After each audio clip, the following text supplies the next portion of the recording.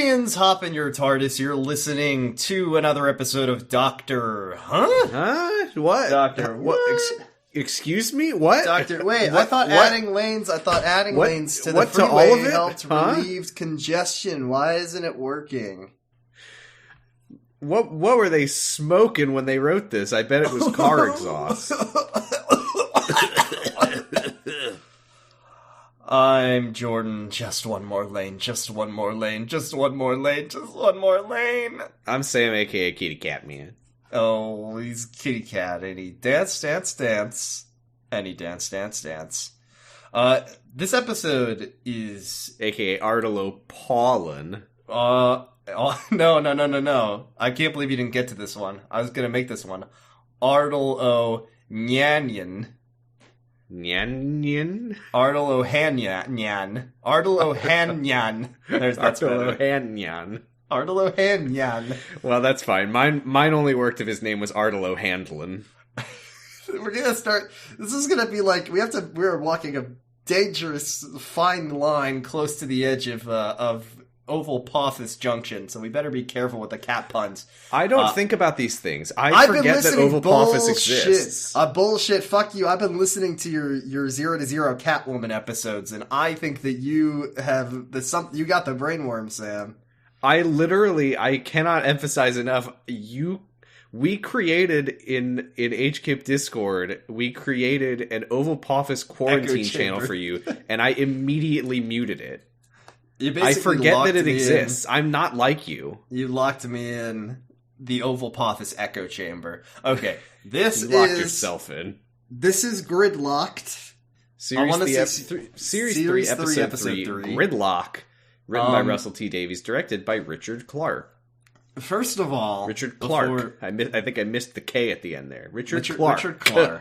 Richard Clark. First of all, before we say anything else about this episode, get the fuck out of here. Battle of Franskor of Kolos. This is now my new favorite Doctor Who episode that we have watched. Okay. I love this one. I remember this one. It has a very strong premise, therefore it's stuck in my brain. Well. And I have to say, seeing not to like jump ahead of ourselves, the next time on revealed another episode I remembered. And then as I was exiting the stream, I just took a peek at what other episodes were in season 3, and I think this might be one of the best seasons of the show. So anytime you see series 3, get excited, because I think this guy has some good ones. How did you feel about Gridlock? I hated it. Just kidding. Damn it. Shit. No.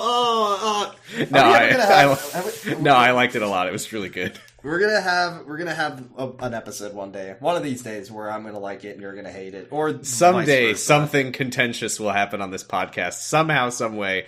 Maybe in some twisted future, you and I might have an argument for the first time ever. I want to have an argument about Doctor Who, and I can't believe I just said that sentence. That's a disgusting series of words to say. No. This is surprising me to hear this coming out of my mouth. I think that Ranskor of Kolos is still my favorite, but I did like this episode a lot. It was really good. This is our third time with Tennant, I think. Third? This is our third. We got Army of Ghosts, then Planet of the Dead last week. And now we've met another companion. This is Martha Jones. How do you feel about Martha?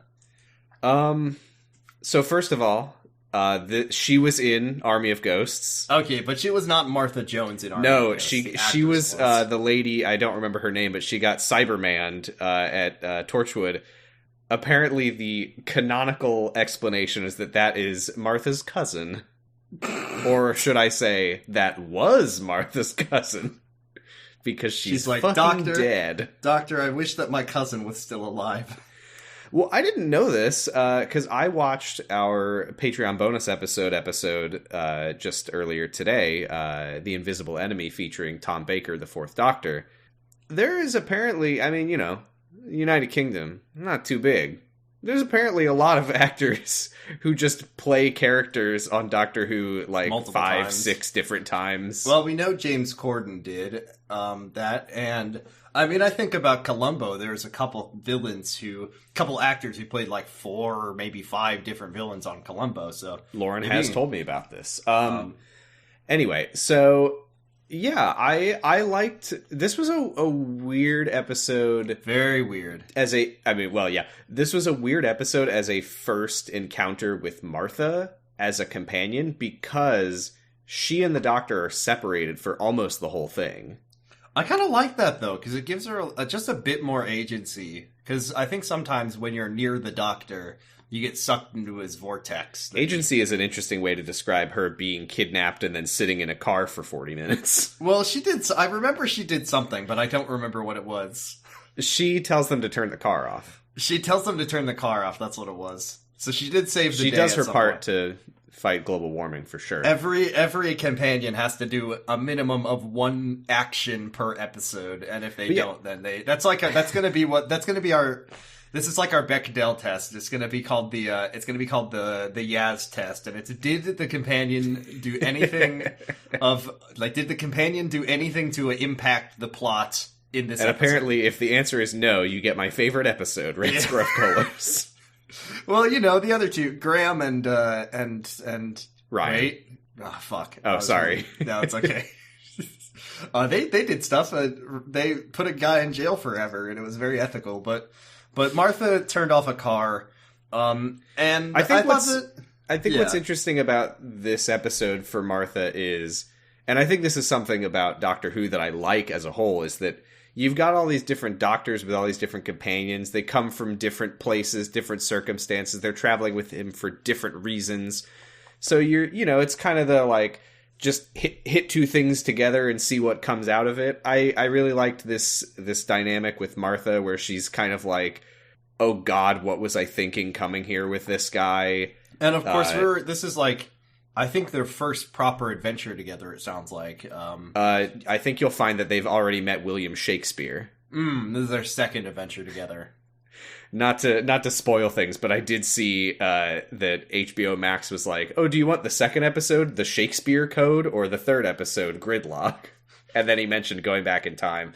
So it's fun to see how their relationships, how the companion and the Doctor's relationship evolves over time. Yeah, and every once in a while they don't end up kissing, and that's always nice when that doesn't happen. I liked that she was like, I'm basically like a rebound. Like Rose has just died in the episode after Army of the Dead, I am told. She's died in the manner of which she described in the episode we didn't watch. Martha finds out that the place that they're going is somewhere that he took Rose before, and she's I remember vaguely the episode set in this one. It was very much that meme that's like society if it's like society if they still sold Cookie Crisp or whatever. Society if the fast lane was open. Yeah, that's what they do still sell Cookie Crisp, by the way. Sure. Society if some more cereal. They have that one too. Piss of fuck. What's the best cereal that got discontinued? It was the Lion King chocolate cereal with marshmallows. It was the Yu-Gi-Oh! Exodia Pieces cereal. Okay, yeah, sure. Just ask me. I give you a correct answer, and then you just move past it. I've never had that one. But I believe okay. Well, then you'll never know happiness. I'm sorry. Society. Don't apologize to me. Society of Bugles still fit on your fingers. I heard there's a rumor apparently that Shut up. No, seriously, there's a rumor that they decreased the circumference of bugles because people would put them on their fingers and then bite their fingers while they were doing that. Are you sure that it's not that people have gotten older and bigger? Yes, I know that. So it's kind of a very funny Mandela effect kind of thing where it's like, is it bugles possible for adults? We made them bigger so you can put them on your fingers and act. I'm a little witch. They made Magnum bugles for girthier consumers. All right, I want to start talking about this episode. Okay. We get a cold open here. Here's a problem with this episode right off the bat. This episode it set my expectations and then didn't meet them. I suppose so. I don't know. I guess the difference between you and me is I knew what happened vaguely. Here's what happens: is that we get a news report from a lady called Sally Calypso reporting on a stack pile and carjackings, and we see these people who are sitting in what will turn out to be a flying car, but they look like American Gothic, the famous painting. Mm-hmm. And I said, aha, this is an episode about paintings come to life. Oh my god, what? What? It's American Gothic. Don't tell me you didn't know this. I know what they look like, but we saw in this episode that it was like zany characters and all these cars. I do love the idea that in your mind you were like, we were going to see Mona Lisa stuck in traffic and yeah, go ahead. I mean, I will say it when you don't know what's going on at the beginning, you don't really know what is. I mean, when you don't know what's going on, you don't know what's going on. But okay, it's the fact that the first characters we meet are American Gothic, and then the next person who's in one of these cars is Thomas Kincaid Brannan. I did notice that. I did think that was pretty funny. And then the couple who kidnapped Martha are Sheen and Milo. So I was like stretching my neurons like, is this like a Venus de Milo? Like, what's going on here? And then there's a guy in a suit with a bowler hat, and I was like, okay, well, that's the Rene Magritte with the apple on the face. Yeah, he's got an apple floating in front of his face the whole time. And I was just, the whole episode, I was like, okay, I'm gonna have to look up what all these other art references are. And then I get to the end, and it's only the American Gothic one. It was just a little fun visual reference, I guess. It's just that we see so many different groups of people who all are like very visually distinct in weird different ways. So I was like, okay, these must all be different references, but it's literally just the first thing. I was really thrown off by that. It doesn't matter. I had two issues that were pervasive for the whole episode. Number one, you were so sad about these characters dying. It's so sad about these characters getting got. Oh yeah, they what happens in the opening is that the people, the American Gothic people say, we're going in the fast lane. And then the wife is like, but there's only two of us. And then he goes, fuck off. And then he goes in there and then they go, ah! And then they die. They're like getting shook around. The woman is like crying and she's like, you shouldn't have lied that there were only three of us. This is actually fucked up, though, because we later learned that this is another character's parents, and American Gothic is actually a father and a daughter, so they fucked up. I say this as if I knew this. Lauren told me this, but then I immediately got very indignant about them not knowing. I didn't make that connection. Here's my two problems. Number one, this episode is set in New York, and that is unfortunately copyright Futurama. No, they sidestepped it because this is actually new. Oh, he did make that joke. It was so zany. I liked it though. I thought it was funny that it was like this is the 15th New York, but they just call it New York. New York. I thought that was good. It was okay. But I kind of feel like you don't like this episode. They worked so hard on it. But the other problem I have is just a logistic issue. Sorry. Why are all these New Yorkers having English accents? Why are they doing that? And a lot can happen in 5 billion years. 5 billion years later. So, first... I like that you're like, why are these New Yorkers speaking in English accents and not, why are there kitty cat men? I feel like the New kitty York cat men... doesn't have kitty cat men. Not yet. Not until the furry conquest of 900,999. That's what I'm saying. And in the year 4 billion, England will finally take back the New World. The star whale arrives, and they all get off, and then they go to the Undercity. Yeah, a few British people fell off of Starship UK and landed in the United States. The last remaining This is also a different planet, for the record. Elizabeth 12,000 is there, and she's got her cool mask on, and the Smilers get off, and then they take over. Okay, we're on the TARDIS. Did we mention that the car gets cracked open and they all literally die? Yeah, they all die. R.I.P. We're on the TARDIS. The Doctor's trying to set a destination for their trip. He says 1 trip, and that's all you're getting. I'm assuming this is something he said when they first met, was that he was going to take her on 1 trip, but he's like, well, I guess 1 trip back in time and 1 trip forward in time could all be 1 trip. That's fine. She asks him if they can go to his planet, and he gets all, kind of shuts that shit down. He doesn't Yeah, want to he's talk pretty about it. evasive. He's like, "Oh, it's amazing. Let's go somewhere else, though." I'm not sure, but I kind of got the vibe that this might have been the first episode of post-revival Doctor Who to talk about him being the last Time Lord. I don't remember, actually. I really couldn't I don't remember you. if it came up in the Ecclesodes that I watched back in the day. Yeah. But I want to say because it comes up of why can't he go back? And I actually do think that either it's like traumatic for him and he just doesn't want to go back. But I genuinely that it'll think be weird him traveling back in time to hang out with all the other Gallifreyans knowing that they're all going to die.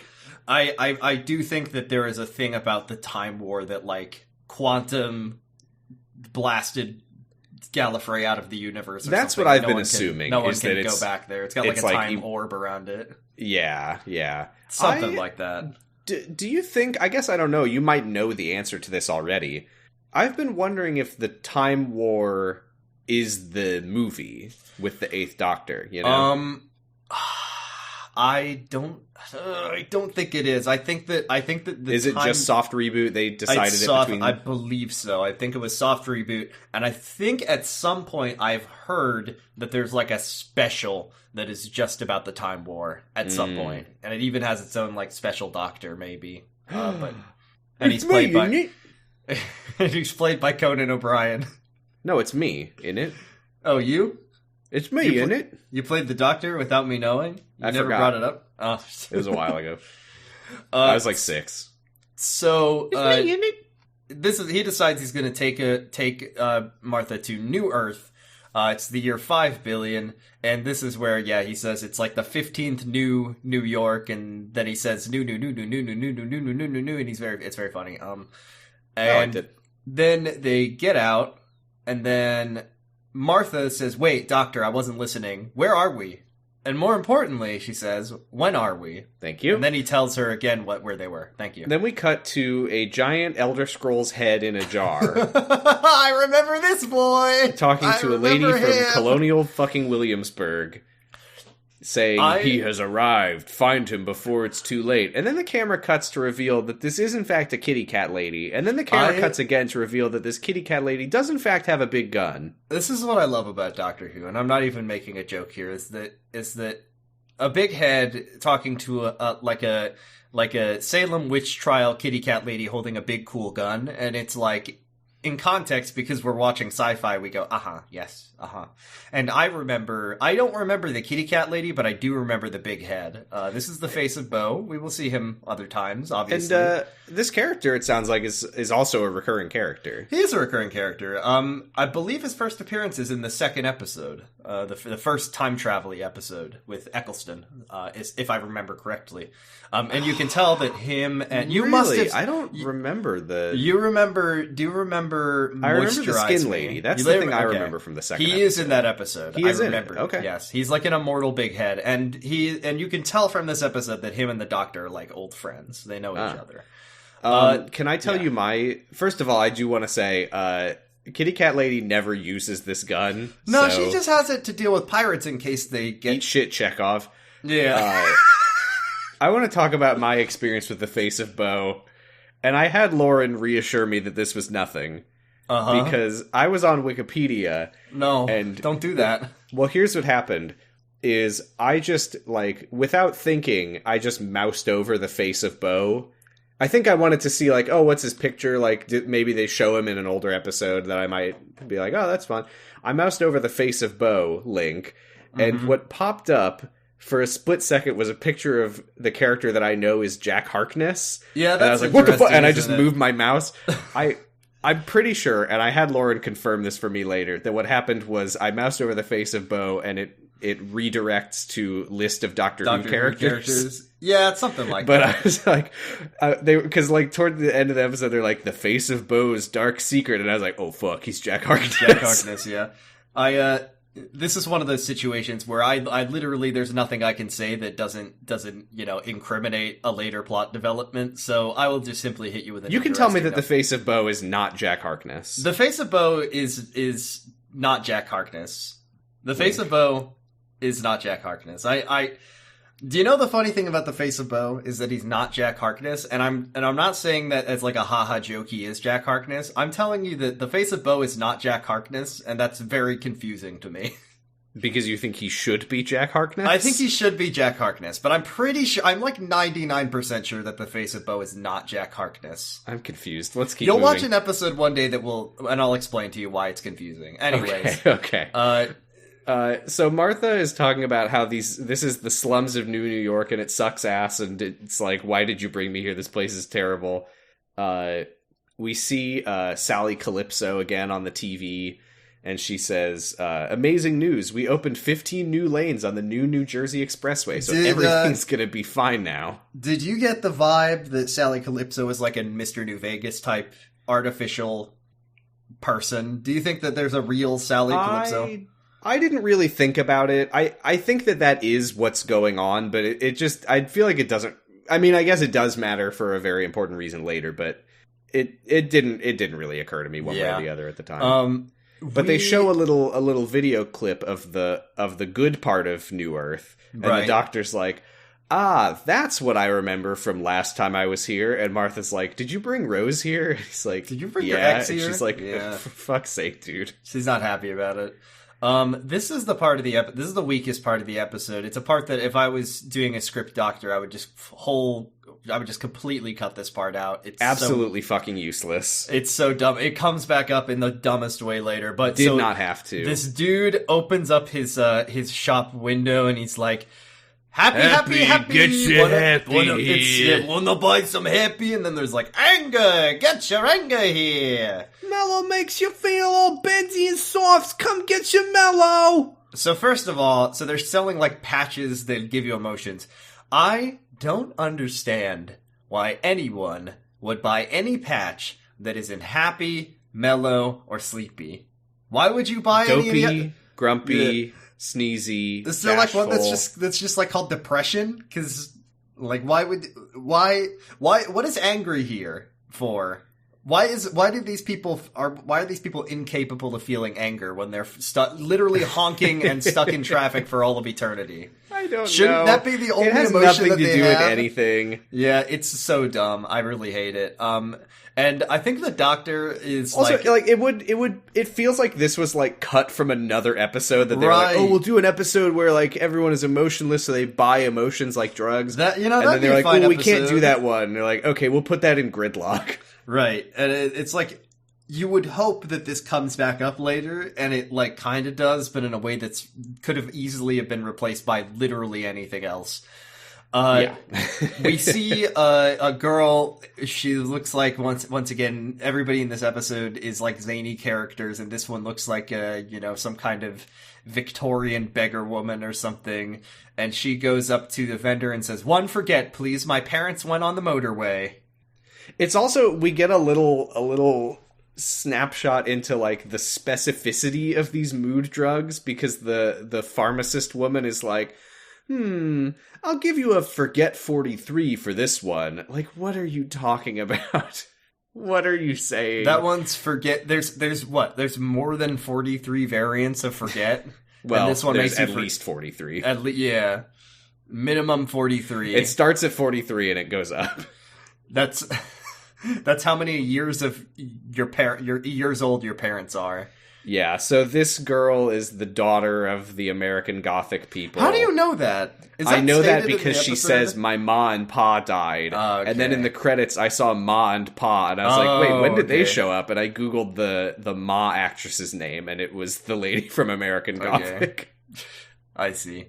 Her parents went on the motorway, and they're never, ever, ever coming back. Before the doctor can get any more information from her, she sticks the Forget patch on her neck. It's just like that episode of The Simpsons, and she forgets everything, and then she just smiles, and she goes, the doctor's like, "Where'd your parents go on the motorway? What was that about?" And she goes, "Oh, that's nice."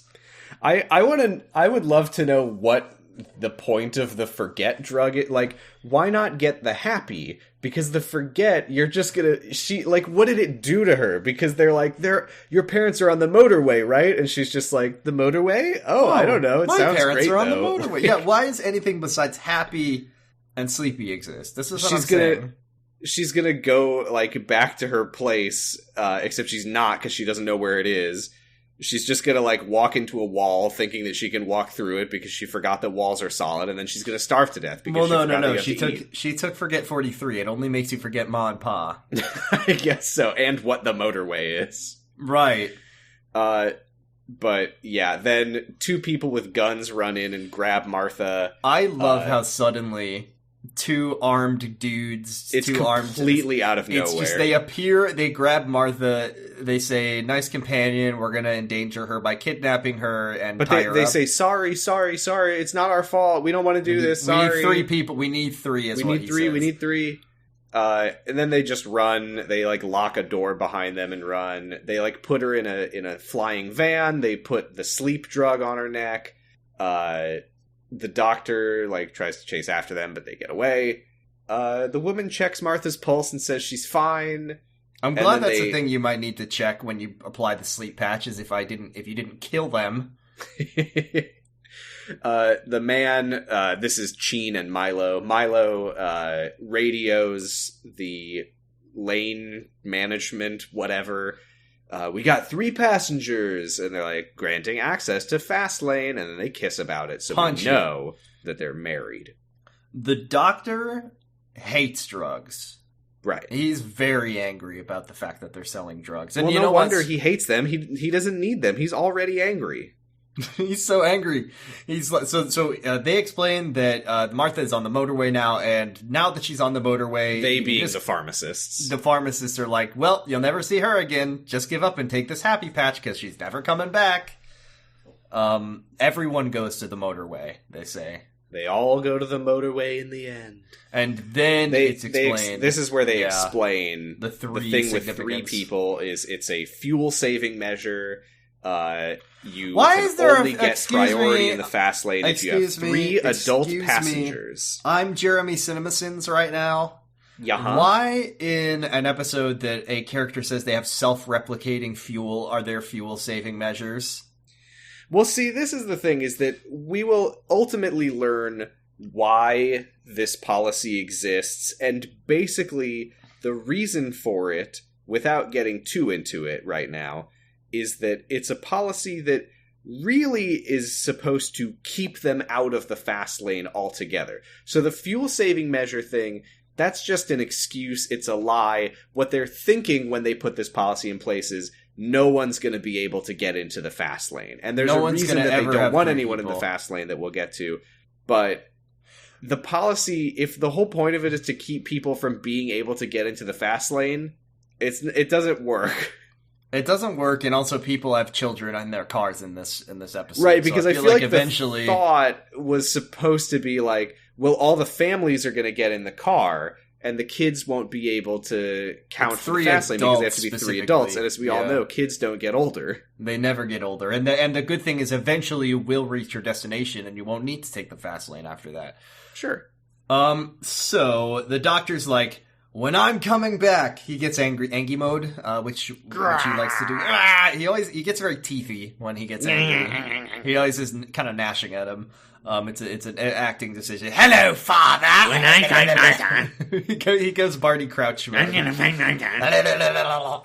Remember that performance? What did you think of that? Do you remember that? That was David Tennant.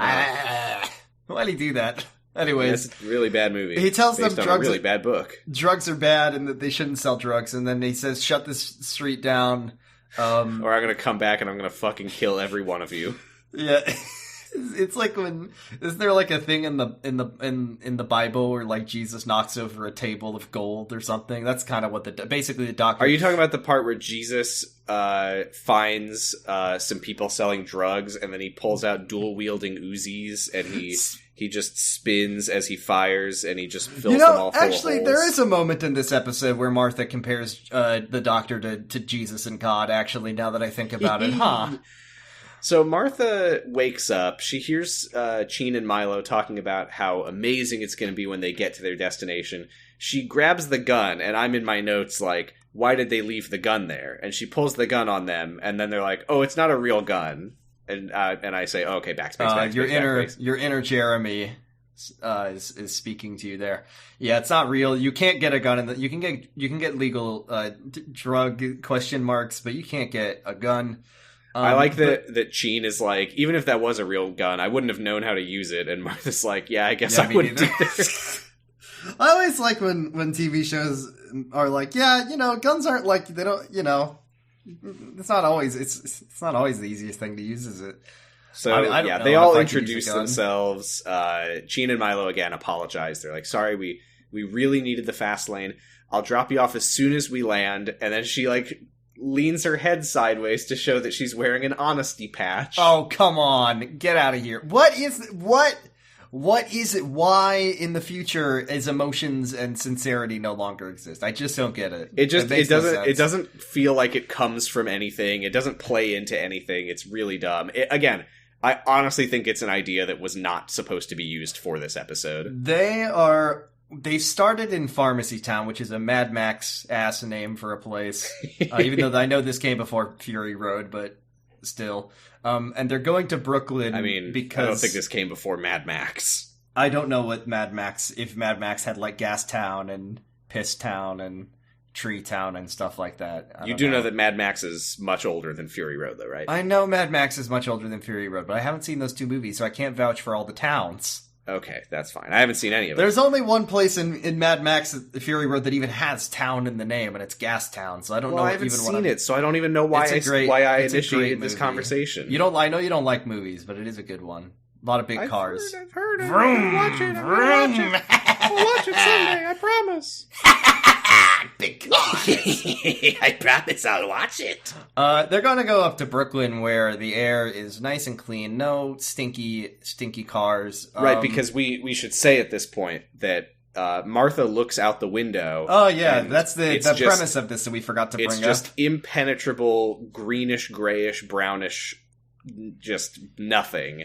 And she's like, why can't we see anything? Is the window dirty? And they're like, no, it's just exhaust. I do appreciate how long this episode holds its cards to its chest about like what is going on. I always like when they do that. I mean, it's pretty obvious in the episode title and well, I don't know. I've watched this episode. Was it obvious to you kind of what was going on when they said it? Or did it wait till the doctor you get the reveal when the doctor walks out and he sees the thing? Well, no, I don't think I really quite understood what was going on until it is actually right here. Where Martha, by the way, rips off Geen's honesty patch and is like, you can't wear that if you're pregnant. We didn't mention that she says that they had to leave Pharmacy Town because she's pregnant. So Milo says, look, we're going as fast as we can. Once we get off the fast lane, it's just 10 miles, so it'll only be like 6 years. Oh, and that was when I said, that's why it's called Gridlock. Yeah. It's like the eternal traffic jam. Yeah. It's the jam, man. That's a Disco Elysium reference. So the doctor, he gets through the door that they ran through, and he walks out into the exhaust, and he's like hacking his lungs off. Yeah, he's being poisoned by the exhaust. He looks at the motorway, and it's just line after line in 3 dimensions of just flying vans hovering perfectly still as far as the eye can see and honking at each other. They obviously are all wearing their anger patches because they wouldn't be angry without them. But we got to talk about star of the episode, Catboy Arlo Hanlon, famous Dougal McGuire from the hit comedy show Father Ted. This is in his era where he was trying to convince everyone that he wasn't Dougal before he went on Taskmaster and proved that he actually was. He's looking. You know what's funny though? Yeah. Because when Arlo Hanlon was announced to be on Taskmaster, I did what anyone does when the Taskmaster lineup comes out, and I checked because I was like, oh, I don't think I know this guy. And I did a Google search for him, and I'm looking at pictures of him, and I'm like, oh shit, it's Dougal from Father Ted. Oh, he was a kitty cat man in something. Okay. And then I just moved on. He's a homophobic. The second I saw him in this, I was like, oh shit, I knew that he was a kitty cat man. I forgot. I like Arnold O'Hanlon. He's a good actor, I think. And he's here with his wife.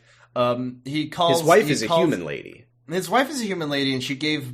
We have to. We can't beat around the bush here. Arnold O'Hanlon, Catboy's kitty cat wife, gave birth to. She's not his kitty cat wife. His human wife gave birth to real, actual kittens, and it has been disturbing me ever since I saw it. Like, well, we do things a little differently in the year 5 billion. She delivered a litter, like 5 healthy kittens, because she drank John Arbuckle's special shake. John's secret stuff. Arnold's special sauce, yeah. Yeah, so he of course he's wearing like a mask and goggles because of the exhaust when he's like, what are you doing, you fucking idiot, get in. They let the doctor into their van. He reveals that he is a kitty cat man. They give the doctor an oxygen mask, which is very helpful. What's his name is Thomas Kincaid Brannan. Brannigan is what they call him. Brannigan is because they call him Bran. Bran, they don't add on a syllable to his name. I became the three-eyed raven. Yeah, Bran and his ganger, and no, I'm just kidding. They took the Vader.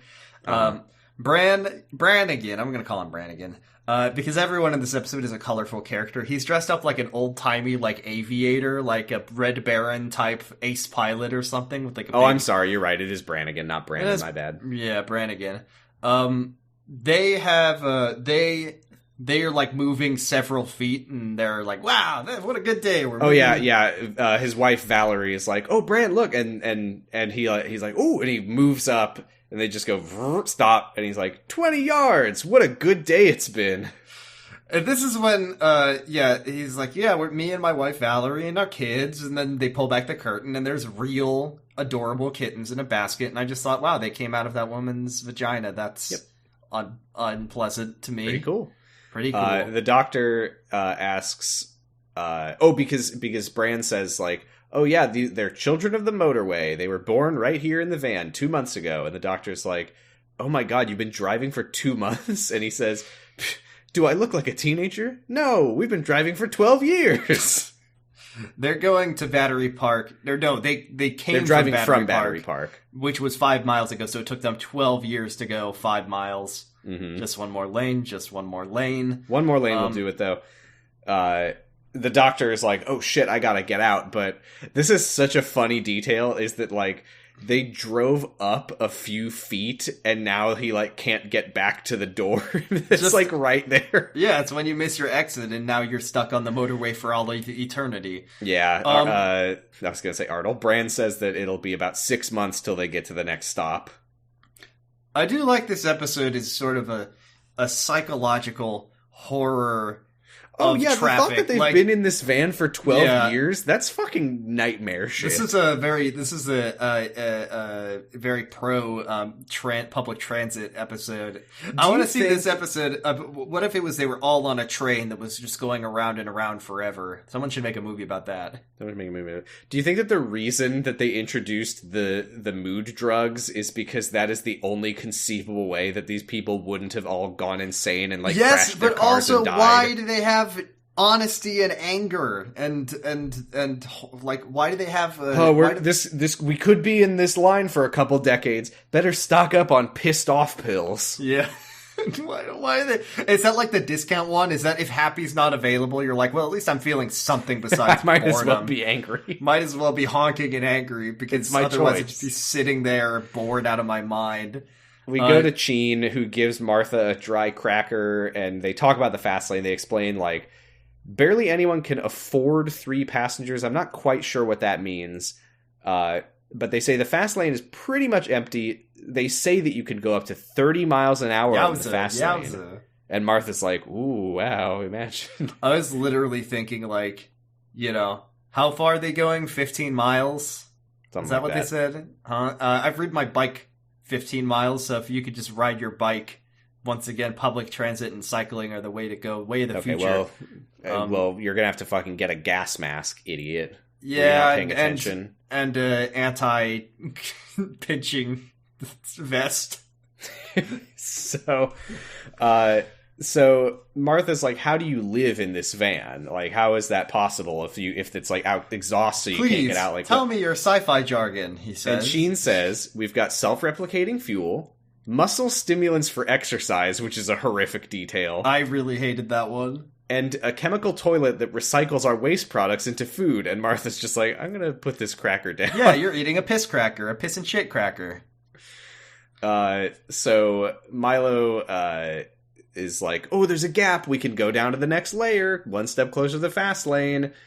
The doctor, meanwhile, he calls the NNYPD and gets put on hold, which is the same thing that happened to the American Gothic couple at the start. And what happens to, like, you know, when you try to actually call the police in real life, they don't really do anything either. The doctor asks if he can call the Duke of Manhattan, who I'm assuming was in the other episode. Rose, I would imagine. Yeah, and I think that Brannigan makes fun of him and says, like, "Oh, aren't you a fancy boy?" Yeah, Valerie says that the motorway is enclosed on all sides, so you cannot make outgoing calls.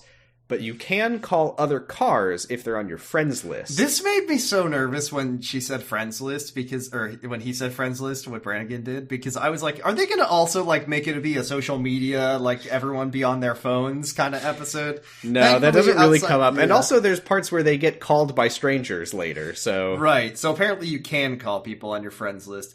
This is where Brannigan becomes homophobic, where he says he's calling the sisters. Oh yeah, I mean, this is the year 5 billion, so he says I'm an old-fashioned cat. He's a very, very, very I don't like when a person like doesn't recognize a lesbian couple and says, I'm old-fashioned. They're sisters. Fuck off, dude. Yeah, they call this elderly lesbian couple the Cassinis. I did like that. I can't remember. Did they get married in their car? I feel like that was. We have that information. Yeah, but they are going to help out because one of them is a car spotter. This is how she passes the time, is she just writes down every car that she sees enter the motorway. Surely it's basically the same cars all the time. They all do look the same, but they have different like license plates. No. I mean, if they are barely moving, like, even if cars do enter the motorway from time to time, the cars around you are going to be the same cars for basically your whole life.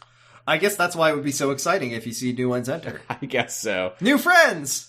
But, well, this seems bullshit because Mrs. Cassini says that 53 cars entered the motorway from Pharmacy Town in the last half hour, and one of them was going for the fast lanes. They're like, okay, that must be it. She gives the doctor the car's, like, number, the designation, whatever, 5-7 diamond, whatever. So the doctor's like, oh, great, Brand, can we call them? But Brand says, no, any car that is designated for the fast lane is considered upper class, and we can't call them. You know, knowing what happens in the fast lane, I do appreciate that that's where all the upper class drivers go. I think that's a great idea. We should implement this in real life. So, yeah, the Cassinis tell the doctor... They're fucking taking the Hyperloop. They're going to go in the stupid tunnel, and their car's going to catch fire, yeah. The Cassinis tell the doctor that the police are the only people who could help, so just keep trying. It's a real shame that this is before Angela Whittaker told him to hold zero. Who? Angela Whittaker. Whittaker? Yeah. No. Well, yeah, that was in a later season, right? Was it? Yes, yeah. It was. Yeah. Because this is right after Rose. Yeah, that's why I said that. Right. Yeah. So we're back with Milo and Sheen and Martha in the Fastmobile. They're getting close to the fast lane, but they hear the growling, inhuman sounds of air vent. And everyone. This is so weird though, because Sheen is like, it's the monster. They say that there's a monster in the fast lane that kills you and eats you. And Milo's like, no, it's just an urban legend. Those are just the air vents. But, like, why does Sheen want to bring her pregnant self into the fast lane, then, if she thinks that? She's got the I guess it's like, if you don't go in the fast lane, then it's going to take you 30 years. So I guess you have to. Check the other side of her neck. She's got the listens to your idiot husband patch on. God damn it. And speaking of idiot husband, every time, like, you hear... the monsters, you hear the crab rave playing, you hear all the, like, horrible noises. He's like coming up with different things that it is, which like if you have to keep coming up with different things that the scary monster noises are, then you probably are just lying to yourself about the fact No, that's just the air vents and the AC turned on and someone left a chain inside of it that keeps rattling. And there's a tape recorder in it that says "You're next." And Martha actually makes a good point when he says that there's it's the sound of the air vents. Martha's like, it can't be the air vents because the air. Look at it. Right? There's no fucking way that there's air circulation. There's no air vents in here. And Milo's like, no, I think it is the air vents though. We're back with the doctor and Brannigan. Oh yeah, sorry, I wrote Milo in my notes. It's Bran. Here's the thing I like. The doctor says, Brannigan, I need you to take me to the fast lane. And Brannigan says, fuck no. I'm and not I gonna like fucking that. do that. My family is in this car. Why would I do that? I feel like in later seasons, the doctor, if this is like Matt Smith Doctor, Brannigan would salute him and he'd say, I will gladly sacrifice me and my wife and my kittens for your friend. Good, thank you, sir. Thank you, Professor. I love you. And he would do it. More horror shit, though. The doctor calls the Cassinis again, and he's like, how long have you been on the motorway, by the way? And the driver, Cassini, is like, we were some of the first. We got on this motorway 23 years ago. And he's like, okay, have you ever seen a police car or an ambulance or anything remotely government related? And they're like, no. Then the doctor just tries to like blackpill Brannigan and his wife, where it's just like, all right, cool. I guess you're just going in a circle, aren't you? You're never getting off. This is all a lie. You're just going to be on the motorway forever. And it doesn't work. They don't get blackpilled because they are wearing optimism patches. And Valerie tells him to shut up and stop talking about being sad. But then Sally Calypso comes up on the screen and Don't says, be everyone, sad. It's time for like your daily contemplation. The scene's a cool. I like this part. They also Sally Calypso is like, we're so sorry about what you're all going through on the motorway right now. We're working on it. We're making more lanes. It'll happen. We're gonna get you where you're going. And then everyone sings this like sad gospel song, "The Old Rugged Cross." They all cry. Martha it's really cries. Powerful. It was very emotional. I thought. I liked it. Did you cry? No. You fucking cry? Did I tell you actually that Doctor Who is the first piece of media in my entire life that made me cry? You have told me that, but tell me again.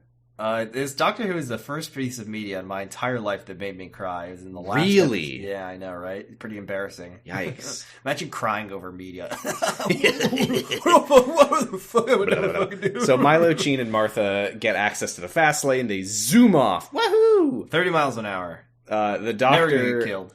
The doctor tells Bran and Valerie, well, if you're not going to take me into the fast lane, then I'm going to get down there on my own.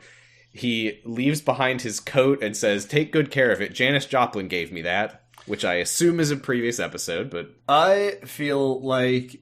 I don't think this is true, but I could imagine a bit where every time he says something like this, it changes the person who gave him the coat. That could also be it. It would be funny if he was just fucking lying. I love Speaking this of lying, exchange, sorry, though. hold on a second. I need to talk about something that made me mad. Okay. There is a line in this episode, specifically in this episode, where the doctor says to Martha, like, I am a liar and I keep lying to you.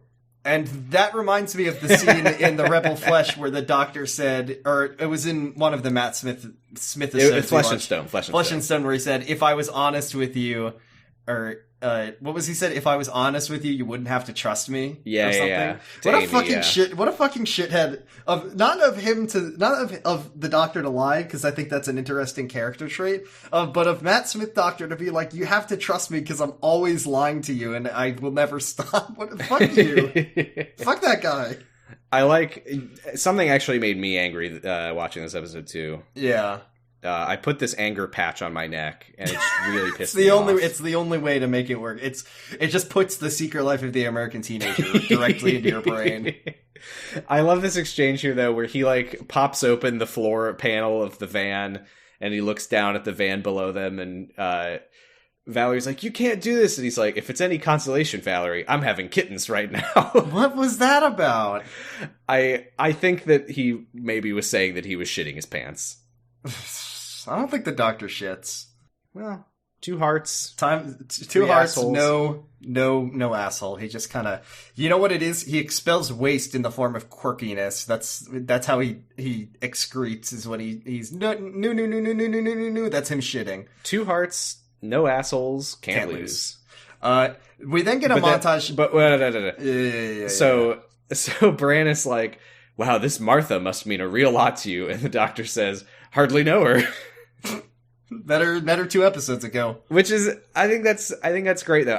There's a lot going on in that moment, because he's like, I hardly know her, which is funny because it's like he's about to risk his life to save her. But it's also like, why is he doing that? Because he put her at incredible risk for no real good reason. Well, I like it because, like, the doctor, you know, he's done this so many times with so many different people. So I feel like there's sort of an unwritten contract whenever he does this to a person, where, like, he brings a person on the TARDIS, takes them on adventures. They always get fucking destroyed by it. And he feels obligated to save them because it's totally his fault that they're there. So I don't know. I do like it. Yeah, I just feel like there's a lot in his motivation here that I like. We get a cut scene. We get a montage. This part actually goes into a live action full motion video section. Bad. I think this whole thing is pre-rendered, actually. Bad DM voice. We get a cut scene. It's set to like knock off A-Team music or something. It's like to adventure music of the Doctor going from zany automobile of the Doctor like going from silly car to silly car.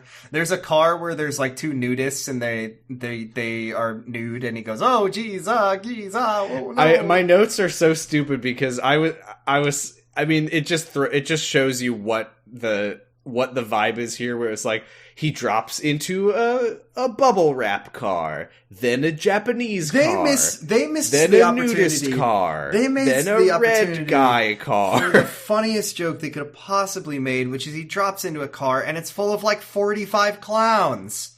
That would have been so funny. That would have been so damn fucking it, Russell funny. Davies. Fuck you. But that doesn't happen. While he's passing through the Japanese car, he borrows a bandana to cover his face. I see in your notes that you wrote red car, and I was like, what are you talking? No, there is a car where the inside of the car is just red. And yeah, the guy is like bit. red. He's like painted red. Why is there a red guy? What's that about? That's Red Man. And then he drops into like funny like bowler hat. I love what he's doing here though, because he drops into the first car and he's like, "Oh, doing a survey. How do you like the motorway?" I don't. Okay, have a nice day." And he just keeps doing that with each car, and then when he gets to the last one with the bowler hat man, he's just like, "Can I have some water, please?" Are we back with Milo and Sheen now?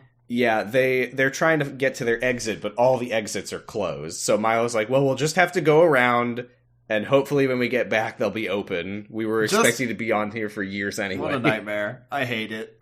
But then the monster thing growls again, and the car shakes from it. And they're like, "That's definitely not the air vents." And Milo's like, "It fucking is." He says it's the hydraulics. I hate this guy. It's just the hydraulics, you stupid idiots. They call another car. No, they get a call. They get a call from if I remember correctly, it was a lady, a kitty cat, and she's wearing like a cool leather jacket. And then there's like 2 girls in like white gowns. What was there? Yeah. I guess the whole point is that like every car, it's like, you know, when you're driving and you have that moment where you're like, every car has a person in it and everyone is going to their own destination, right? Yeah. It's like every one of these people is in their own weird little TV show episode, and they all have a backstory. And this one is like the cool like greaser kitty cat ladies delivering these 2 vested like Vestal virgins to the temple or something. I was actually kind of wondering if she kidnapped both of them, and that was the implication of her being in the leather jacket. I mean, unfortunately for them, I believe they do like die immediately. No, it doesn't matter then. So yeah, the kitty cat lady calls them on the phone, which again, I guess it doesn't matter if you're on someone's friends list as long as you're in the fast lane. And she's like, "You're in our way. You need to go up to the fast lane or we're gonna fucking die." or up from the fast lane rather. And Milo's like, we can't. We only have permission to go down. And she's like, you don't fucking get it, do you? All the lanes are closed. They're never gonna open. Can't you hear the fucking monster sounds? No. It's just I think you'll find that it's the vents. It's my rumbling tummy. I gotta eat another piss cracker. But yeah, their car starts. The kitty cat car starts getting knocked around, and the lady goes, "It's got us!" And Milo hears them screaming, and rest in peace, I guess. And yeah, they're all dead. This is where the doctor meets Bowler Hat Man. I love where the guy's like, "Are you some kind of criminal?" And the doctor's like, "I can't think of a lie right now. Can I have some water, please?" And the man, what does he say? He's like, "Well, I haven't lost my manners just yet," or something like that. This guy's polite guy is his manners, and if you're polite, you wear a bowler hat and a fancy And he does suit. also have like an office style water cooler with little cone cups. I like that. If you're going to be trapped in a car forever, At least you can have some nice cold water when on demand. Right, but you know that is piss.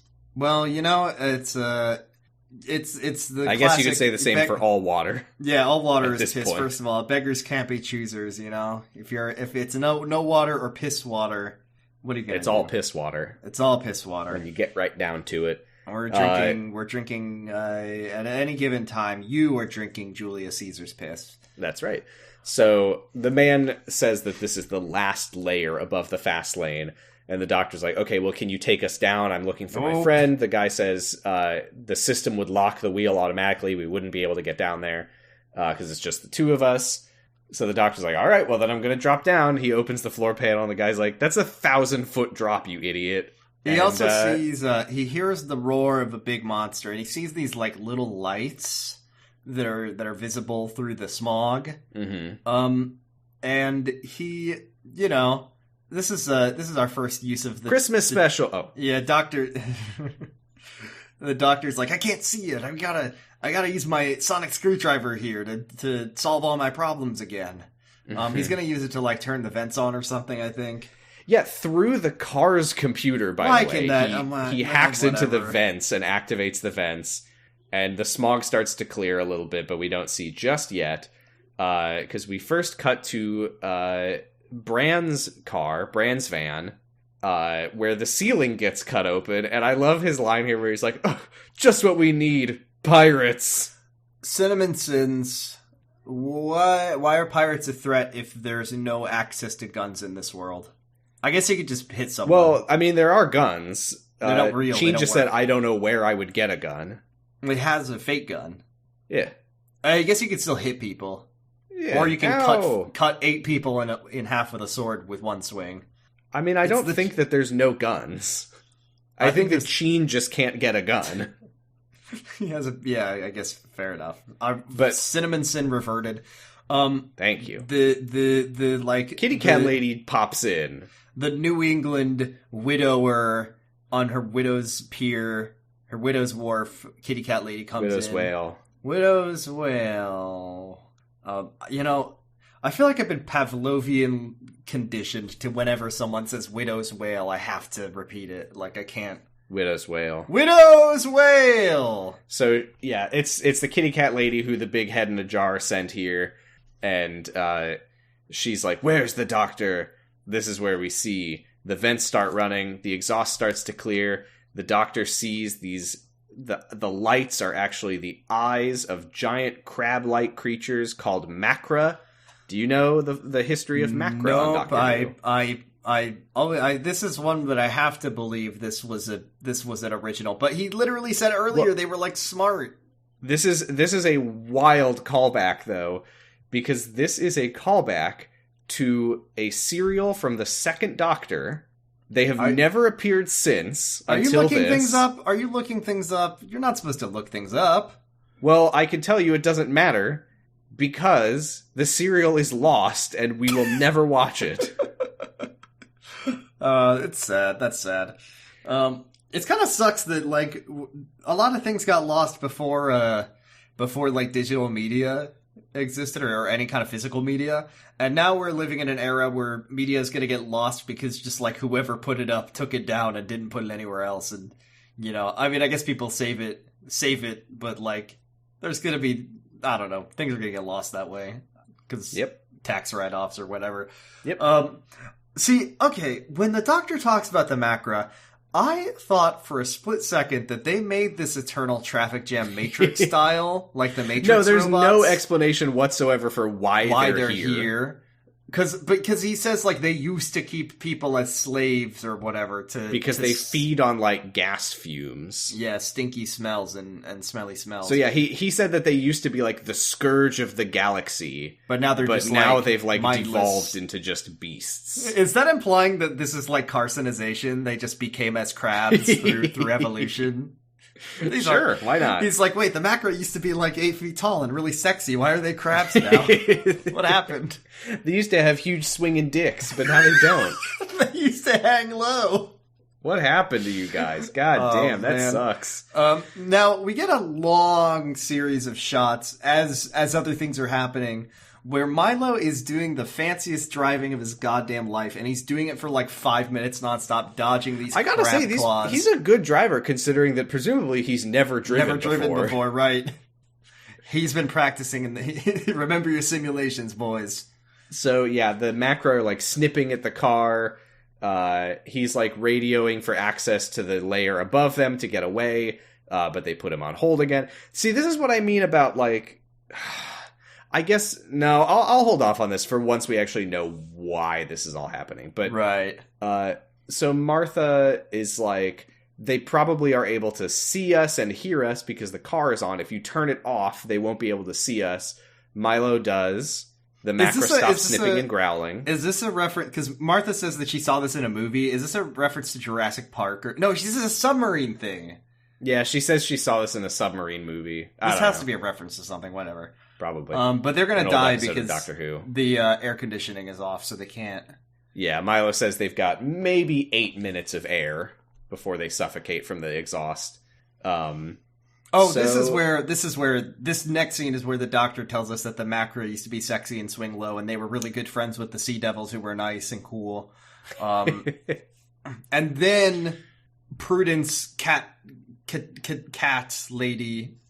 I gave up. You tried to come up with a name and then you didn't. I tried to do a cat pun, it just didn't come. Prudence Meowski. I don't know. Fuck this. I give up. Okay. I'm turning off my recording. This episode's over. Her name is Novice Haim. She's in another episode, but I don't remember. I mean, I vaguely remember. This is very funny though, because she drops in. She's got her gun. She explains the gun is for self-defense in case pirates showed up. Don't worry, I'm not going to kill you. I'm really upset that there was not a single instance of car pirates in this episode. They probably don't exist. But the Doctor, like, he's like, oh my god, he hugs her, Novice Haim, and then he like pushes her away. And he's like, wait a minute, last time I saw you, you were breeding humans for experimentation. And she's just like, I got better. I'm really she nice says, now. I have been seeking forgiveness under his guidance. Sometimes, which I guess is not meant to be cryptic if you know who the face of Bo is, but I didn't. Sometimes all you need to be set down on the right path is some really good head. I was drinking water, but rest assured I wouldn't have laughed. Thank you. Now that they have 3 people on their car, they can go into the fast lane. I guess he's also expecting Fancy Boy to Suit Guy's die. Like, oh no, I'm not fucking going down there. Right. And then Haim... Which then again, I was just like, it feels like everybody kind of knows that the fast lane is where you die. Why would it be? Yeah, whatever. And then before he can argue more, before he can jump 1,000 feet down to his death to the crabs, Haim grabs onto him and teleports him up topside. Yes. And he's upset about it. And she says, sorry, I only had the power for one trip. We're in the Overcity now. He says, I would like to have a word with the Senate. And she says, we are in the Senate. The Senate is ruled by skeletons! It's the fucking Nightmare of Mensis moment where there's just like a big room full of skeletons sitting there. The explanation ties it all back to that first... Spooky, scary skeletons. It ties it back to the fucking moods, which is the face I made when this was explained. Oh my god, yeah, this is so fucking stupid. She explains, what's her name? Novice Haim? Haim, yeah. Explains, he's like, what happened? And she says, they all died. It only took 24 years ago. A new mood came out. Bliss. And you're like, oh, okay, so they got addicted to this drug and it killed them all. No. There was a mutation in the Bliss compound and a virus formed. And because everybody on the surface was already on Bliss, the Bliss just tore through the whole population of New Earth, the entire planet, and killed everybody in 7 minutes flat. The good news, though, is that the virus is extinct because everyone who had it died. And because the only people who survived were the people in the Undercity, which they sealed off to protect them from the Bliss. I don't know why it had to be mood patches. It could have just been a virus. It could have been a space virus. They could have just died of a space virus that came from outer space. This must have been some shit where it's like, oh, one of the Doctor Who, like, short stories. And they're like, oh, we're not going to get to make an episode about the Bliss virus. So let's just put it in combine it with something else. And she says that she's like, well, we can't open up the Undercity, but we protected them. We did all we could. So, okay, the thing here is that New Earth is in quarantine. Because they didn't know that they were all gonna fucking die instantly. Rarely do they know that. They put the planet into quarantine, and the quarantine is set to lift in 100 years after they started.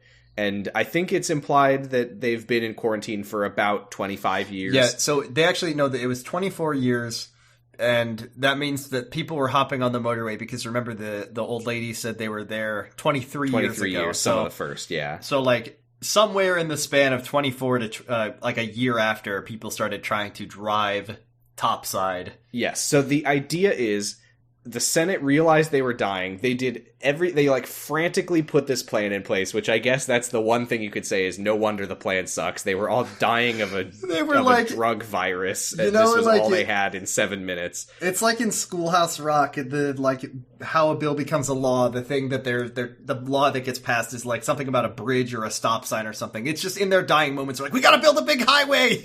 We've gotta build a big highway now. So okay, the explanation is. It's not really spelled out in a lot of ways, but I think that what's going on here is they wanted everybody to feel hopeful. They knew that everyone would be able to survive, because if they get everyone, as many people as possible on the motorway, then they can power down most of the Undercity, which if they didn't do that, it would have like collapsed into the ocean and everyone would have died. It's very much a let's do something real bad to prevent something much worse from happening. Yes. And presumably in 100 years, or in 70-something years, 76 years, they could then... The quarantine would lift the quarantine, a distress signal would go out and people would come and save them, is the idea. Exactly. So the reason then that it's supposed to be impossible to get to the fast lane is because seemingly they knew that the Macra were down there. That's it, Macra? Macra, right? Yeah. That the Macra were down there. So they were like, we need people... We can't just say, like, nobody can use the fast lane, because they're going to want to go down there and be like, oh, well, let's spread out, and then there won't be as much traffic if I change lanes to the open lane. So they set an automated policy to keep people from getting into the fast lane, where they would then get destroyed by snippy crabs. Right. Except that they didn't, because this plan, by the way, it relies on people having kids and living their entire lives in the cars. It's 100-year quarantine. So anyone who has a kid, the kid will eventually be old enough for them to get into the fast lane, and then they will drive down to the fast lane and then get killed by crabs. It's population control. Do people swap cars to keep the gene pool healthy? No. Did they do car incest, or did they just not procreate? Well, hopefully it hasn't been long enough for it to come to that. Yeah, this problem has been like, that's the one thing about this episode. You know, they could have done people have been stuck in the traffic jam for 200 years or something, but they capped it off at a couple decades, which I think You know, Still that's horrific. a horrific amount of time to be stuck in a traffic jam, but not long enough that we have to ask these questions that are impossible to answer. And yet here we are. Yeah, we're really... So we're really, the plan doesn't really make sense, even though it ultimately does work just because the doctor happens to show up and save the day. You know, I guess that maybe the face of Bo is kind of counting on him eventually showing up. He always has a way of appearing when you need him. I mean, the doctor, he's traveling all over for as long as he can live. Eventually he's going to show up here. It's just like it's the monkeys and the typewriters. Eventually, it's like infinite probability or improbability. Like just the doctor will statistically show up and fix your problem. Right. The Jodie Whittaker doctor shows up, and the face of Bo is like, "Oh, I didn't think it would take you that long." Now that Russell Davies now that Moffat has uncapped his life expectancy forever, now he will be able to do this for all of eternity. And the face of Bo is like, "Oh, I'm so glad you finally showed up. I'm surprised they let you be black." What number are you? And he's just like, this is 55th Doctor. I remember you, the face of Bo. Well, hey, I think I saw you like a couple 100,000 years ago last. I'm glad you showed up eventually, and the doctor's like, this was literally the last place and time that I haven't been. I've been fucking everywhere, except for here. And I've been fucking everywhere. Yeah, he's created lots of little noble Queens. Royal children, yeah. Yes. Haim, by the way, demonstrates by pulling a tab of bliss off of one of the skeletons, which is very funny to see. I like that it was on the person's skin, and then they died and became a skeleton, and it just slowly, over the years, sank down and then stuck onto the skeleton's neck. They're very sticky. Very, very sticky.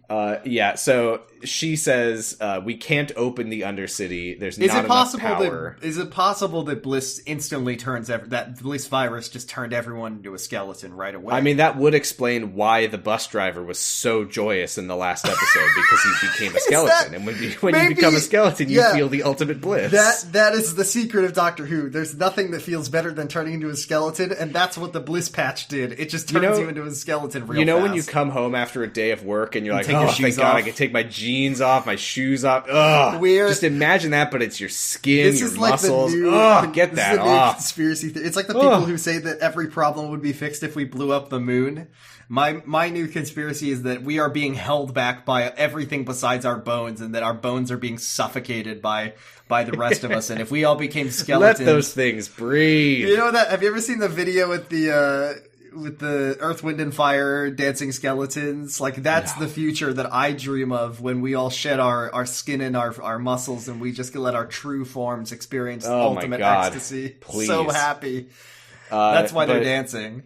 But the doctor says, you said we did all we could. Who's we? And then he hears a deep voice say, "Come here, doctor. I'm a cool bisexual doctor." And he runs in and he says, the face of Bo! This is the show I love. And I just don't feel like we get this I just feel like I say old Doctor. I guess this is old Doctor Who. This is 10 plus years old. There's just so many kooky creatures back in the early post revival. And I just don't think this would have been, for the record, beep beep beep beep beep. 2007. I fucking love the face of Bo. He's a big. What's the Power Rangers guy? The big guy from Power Rangers. Zordon. I actually did. Yeah. I'm surprised I didn't think of him, because I did compare him to Zordon when I was talking to Lauren about this. Rangers.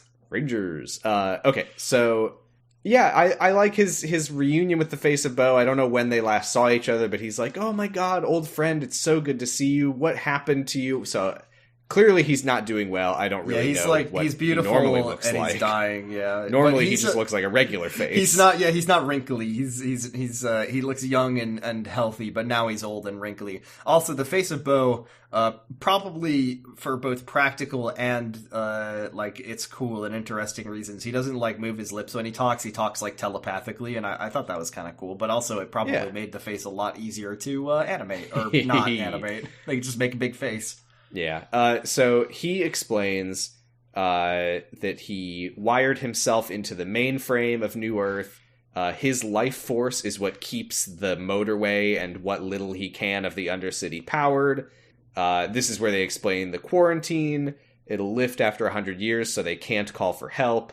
The doctor, they say something where they're like, "Oh, we didn't choose to stay behind," and he's like, "Yes, you did. Like you. This was very, very noble of you to like stay here for 24 years. Like you didn't have to do this. You could have abandoned them, and you didn't." So yeah, I don't know. It's interesting because it's like, yeah, like you said, the situation that the people in the Undercity are in is horrific. But if they didn't do this, they would all be dead. And like it is a way of just sort of like keeping them in a holding pattern.